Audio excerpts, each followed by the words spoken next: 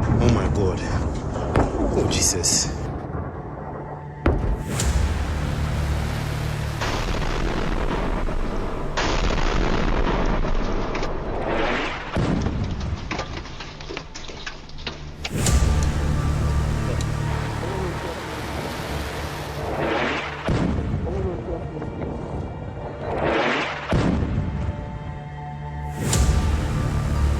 Israel में फटने लगी 1 टन की ईरानी मिसाइल।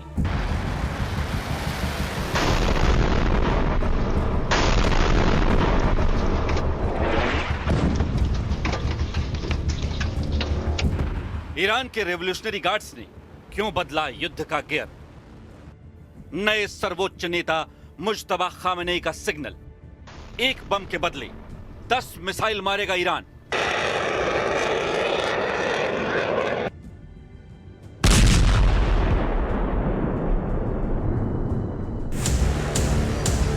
हजार किलो का वॉरहेड और इजराइल में कितने टारगेट?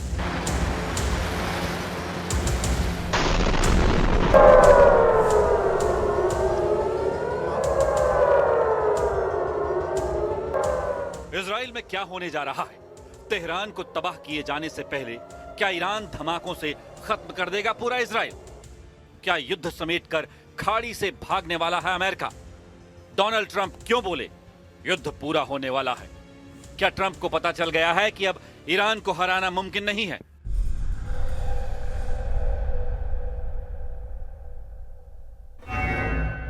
ट्रंप और नेतन्याहू का मुज्तबा खामेनेई को खत्म करने वाला प्लान कहां पहुंचा? क्या ईरान की नई लीडरशिप बचेगी या अमेरिका को खदेड़ेगी?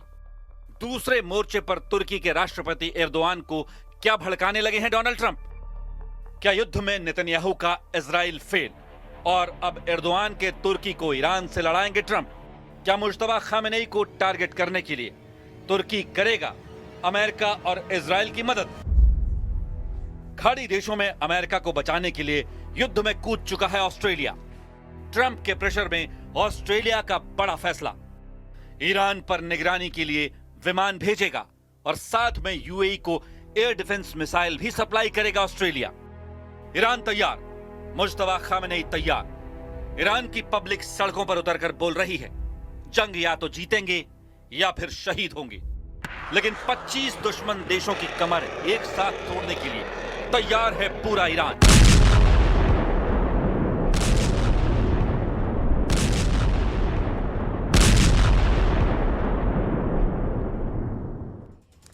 और क्या इसीलिए तभी कहा जा रहा है कि रात 12 बजे सुपर पावर सरेंडर करने जा रहा है? और क्या वाकई में ही अब ये ईरान युद्ध पलट गया है? क्योंकि अब से कुछ ही देर के बाद इजराइल के खिलाफ मिसाइल अटैक की 35वीं लहर शुरू होने जा रही है। ईरान के नए सर्वोच्च नेता मुज्तबा खामेनेई ने नेतन्याहू को टारगेट करने के लिए नए प्लान को मंजूरी दे दी है। ट्रंप को भी पता चल गया है कि इजराइल पर बहुत बड़ा हमला होने जा रहा है।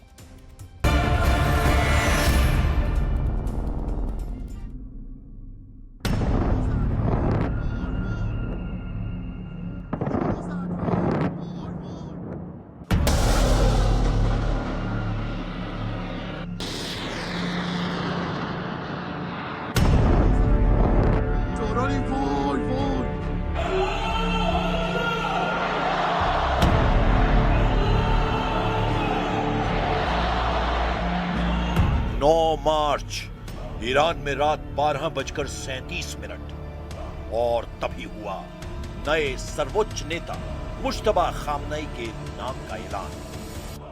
तभी ईरान की दूसरी घड़ी रात 2:30 ईरान ने लॉन्च कर दिया इजराइल पर सबसे बड़ा अटैक। 2 घंटे के अंदर ईरान दागने लगा सबसे खतरनाक मिसाइल।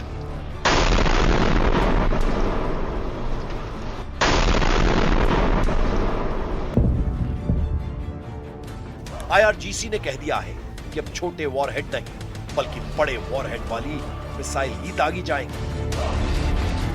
रिवॉल्यूशनरी गार्ड्स अब हर मिसाइल को 1000 किलो के वॉरहेड से लैस कर रही हैं। 1000 किलो का वॉरहेड यानी 1 टन का ऐसा बम जो जहां फटता है वहां हर चीज को धुएं और धूल में तब्दील कर देता है, जलाकर राख कर देता है। ईरान 1 टन के वॉरहेड के लिए 4 मिसाइलों का इस्तेमाल कर रहा है। पहली है खुर्रम शहर 4, दूसरी है ईमान, तीसरी है सेजल और चौथी है शाहाब 3। इन चारों मिसाइलों से अब ईरान लगातार इजराइल में सर्वनाश करने वाले अटैक कर रहा है।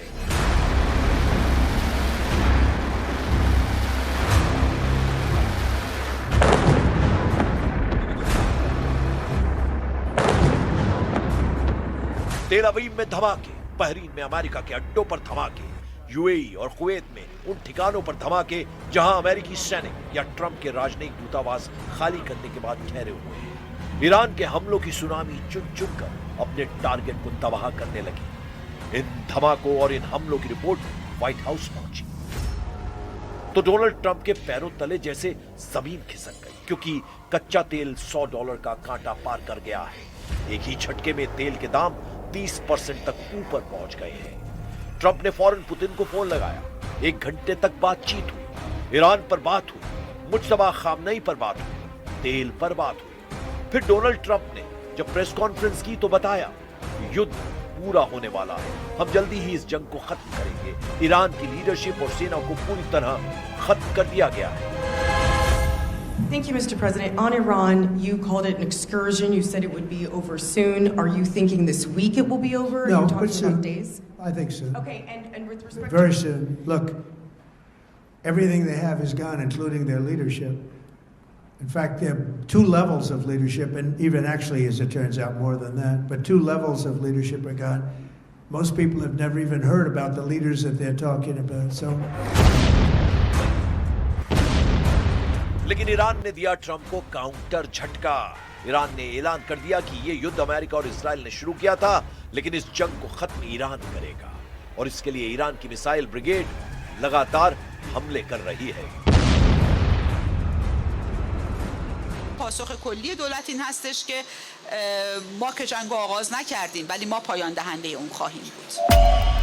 एक तरफ तेल के दाम, दूसरी तरफ युद्ध का बढ़ता हुआ खर्च।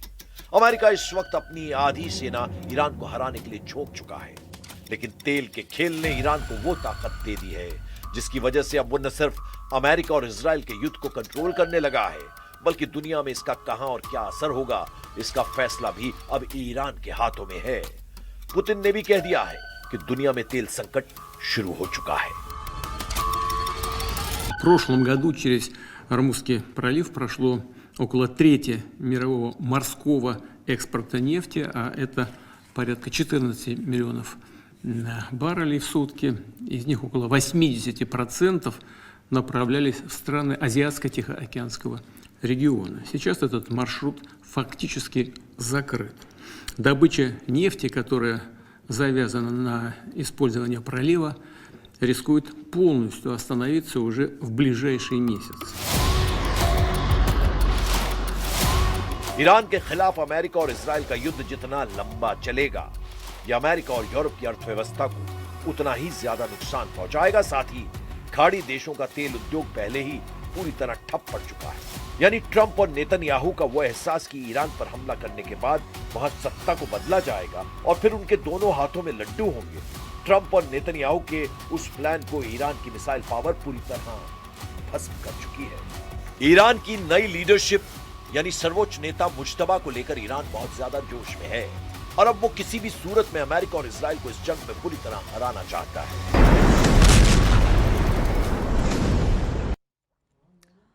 इजरायल ने ईरान पर क्लस्टर बमों से हमले के आरोप लगा दिए। प्रधानमंत्री बेंजामिन नेतन्याहू ने धमकी दी है कि ईरान के खिलाफ अब हड्डी तोड़ हमले किए जाएंगे। उधर प्रेसिडेंट ट्रंप ने तुर्की को ईरान के खिलाफ भड़का दिया है। वह ईरान ने तुर्की में मौजूद अमेरिका के आखिरी रडार स्टेशन को तबाह करने का ऐलान कर दिया है।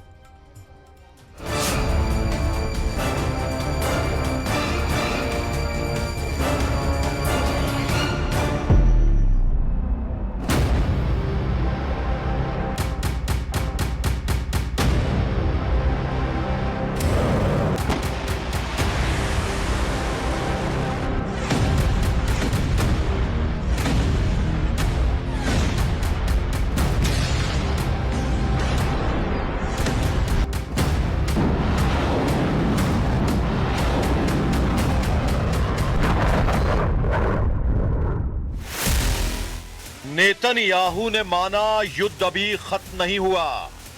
ट्रंप ने माना ईरान से युद्ध लंबा चलेगा। सऊदी अरब गिड़गिड़ाया, बंद करो लड़ाई। ईरान की धमकी, सभी दुश्मनों करो surrender.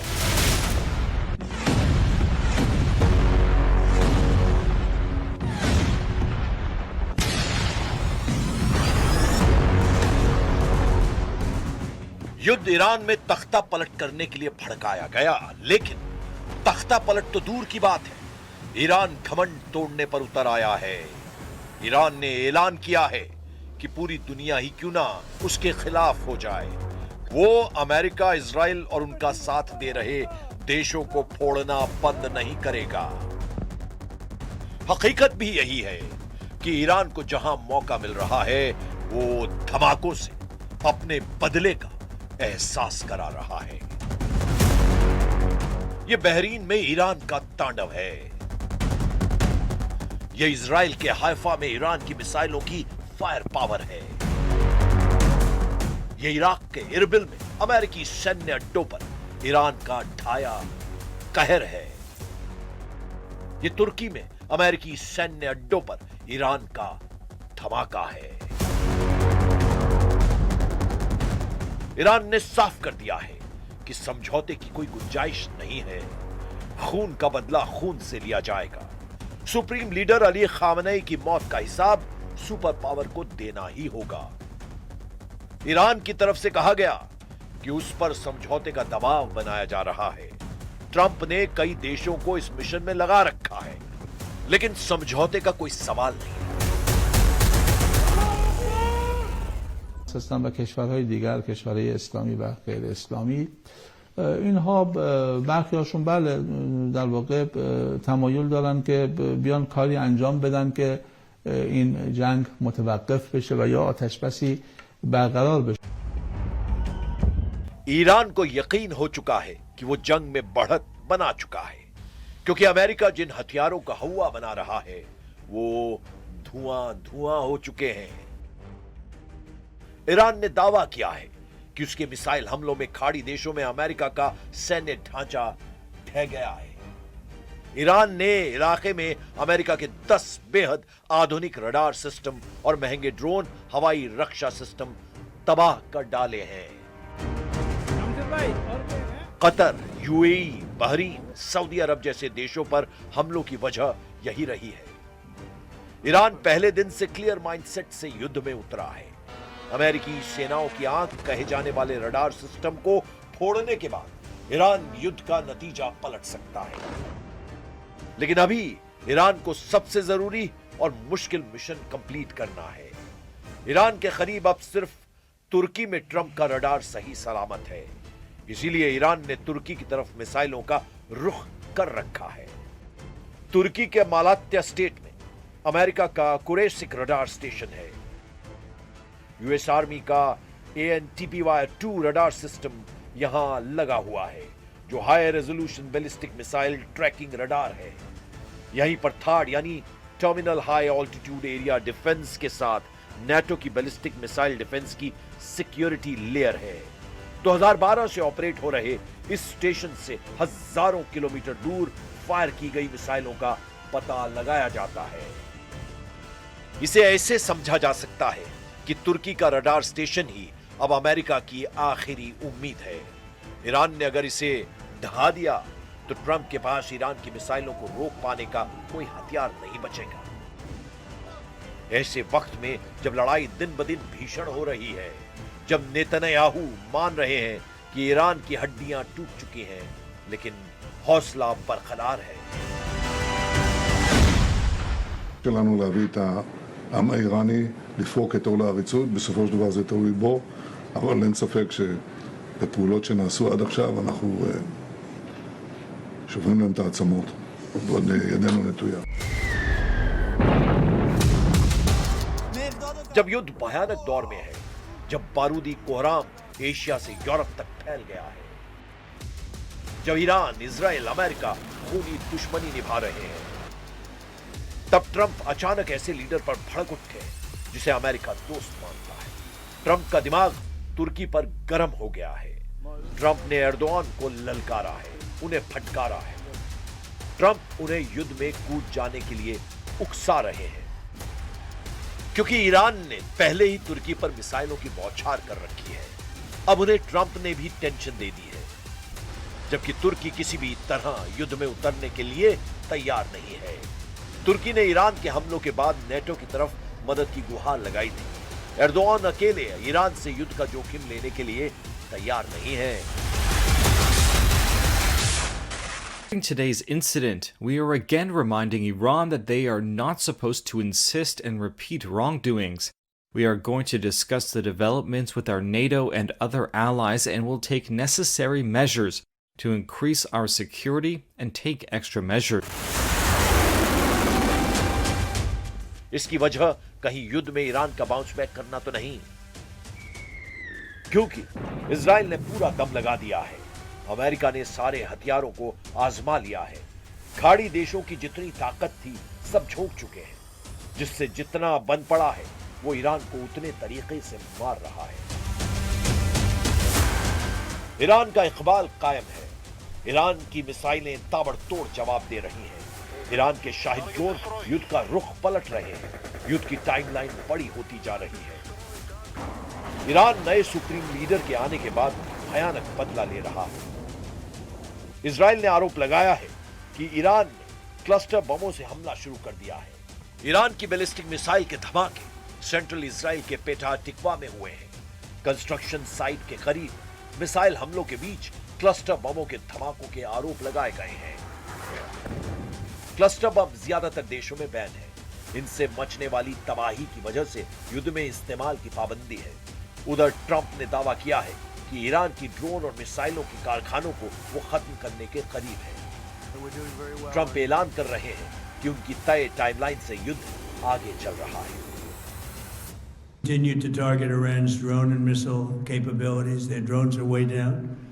Their drone manufacturing has been hit starting today. We know all of the places they manufacture the drones, and they're being hit one after another. Their missile capability is down to about 10%, maybe less. Trump double mind zone में जा चुके हैं। एक तरफ वो junior Khamenei को मार डालने की धमकी दे रहे हैं, दूसरी तरफ ईरान से बातचीत को संभव बता रहे हैं। लेकिन नेतन्याहू और ईरान का स्टैंड क्लियर है। नेतन्याहू ईरान की कट्टर सरकार को उखाड़ फेंकने की जिद ठान बैठे हैं। वहीं ईरान अब की बार इजराइल से फुल एंड फाइनल हिसाब के बाद ही युद्ध को खत्म करने की धमकी दे रहा है। मतलब लड़ाई लंबी चलेगी, भीषण होगी। एटम बम फटे तो सबसे भयानक होगी। शायद तब ट्रंप को समझ आए कि युद्ध का पहला कदम घमंड से उठता है और आखिरी कदम पछतावे पर खत्म।